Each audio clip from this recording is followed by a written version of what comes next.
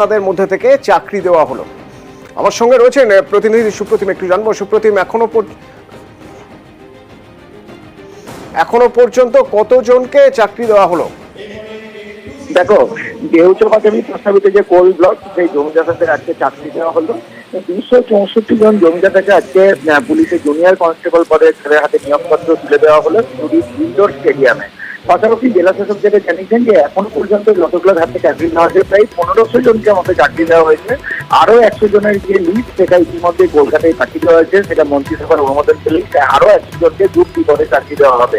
এবং দেউচা বাজামিতে যে জমিদারদের যে জমি যারা দিয়েছে তারা এইভাবে হাতে হাতে চাকরি পাচ্ছে এবং আজকেও তাদের হাতে জুনিয়র কনস্টেবল পদে চাকরি তুলে দেওয়া হলো এবং আগামী দিনেও তুলে দেওয়া হবে। এবং জেলা শাসক যেটা জানিয়েছেন যে আরো যে সমস্ত জায়গা রয়েছে সেই সমস্ত জায়গারও কিন্তু জমিদাররা ইতিমধ্যে জমি দেওয়ার জন্য প্রস্তুত রয়েছেন। ধন্যবাদ সুপ্রতিম। খুবই আনন্দ লাগছে, দীর্ঘ সময় ধরে হচ্ছিল না, এই ভোট ইলেকশন এইসবের জন্য আটকেছিল, তারপরে দীর্ঘ প্রতীক্ষার পর হয়তো আমরা পেয়েছি আজকের দিনে। প্রচন্ড খুশি, আমরা জমিদাতা, আমরা জমি দিয়েছি। খুবই ভালো লাগছে, এতদিন পর আমরা পেলাম, সবার মনের আশাও পূরণ হলো, আমরা প্যাকেজও পেয়েছি নিজের মতো। আমরা খুব খুশি। আমরা চাই আগামী দিনে আরো যারা আছে তারা এইভাবে আমাদের মতোই চাকরি পাক। আমরা সকলে স্বেচ্ছায় দিয়েছি, আমাদেরকে দেওয়ার কারণ মুখ্যমন্ত্রী প্যাকেজ ঠিকঠাক দিয়েছেন, তার জন্যই জমি দেওয়া হয়েছে।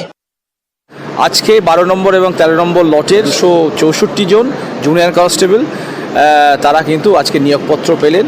এখনো পর্যন্ত প্রায় 1400 নিয়োগপত্র হয়ে গেছে এবং আমরা আরও আগামী দিনে প্রায় 100 জনের মতো গ্রুপ ডি আমাদের নিয়োগপত্র এটা প্রসেসিংয়ের মধ্যে আছে, এটা চলছে। এটা একটা ধারাবাহিক প্রক্রিয়া, অবশ্যই বেড়েছে।